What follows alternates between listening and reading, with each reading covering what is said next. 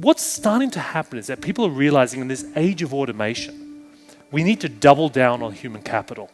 We need to actually get people together, empower them to work on disruptive, original ideas in kind of old school ways. And I kind of think of this as talent patterns. What are the patterns of your best people? How well do you understand where the best ideas come from in your organization, in your teams? Do you risk losing those when people leave? Do you know something like, in America, 10,000 baby boomers retire every single day. That's 10,000 people with 30 or 40 years of accumulated experience, knowledge, talent, that isn't saved in a PDF or a PowerPoint. It's not codified in any meaningful way.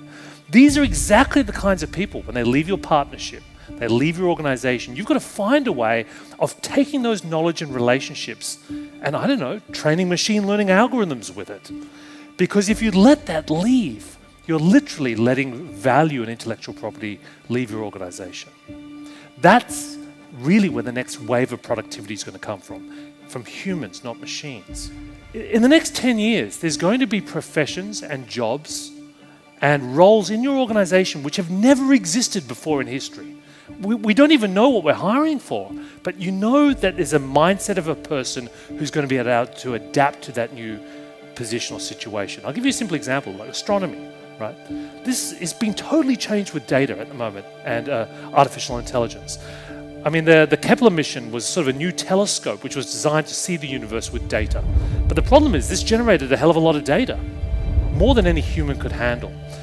And interestingly, just recently, there was this engineer at Google called Chris Chalet, and he was in the machine learning team, and he was hunting around for an application of where Google servers could transform a job.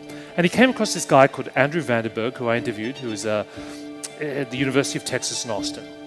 And he was focused on finding exoplanets, which are, essentially other planets that surround a star like our own, but not in our solar system. And he thought, well, maybe there is all this data that could be better analyzed by a machine learning algorithm. So they worked together. They trained a machine learning algorithm to essentially go through all of the data, the kind of a job that a human astronomer used to do. And as a result of this, they managed to discover planets which had been completely missed. You see, the future of astronomy is actually computational astronomy. The future of your profession will also be algorithmic and computational and driven by data. That doesn't mean humans are not important, but it means their responsibilities, their capabilities, their mindset will also have to change. There's no doubt in the next few years that productivity is really going to be a story of automation. Both you and your clients, I'm sure, are exploring robotic process automation, the use of machines and algorithms to transform what you do.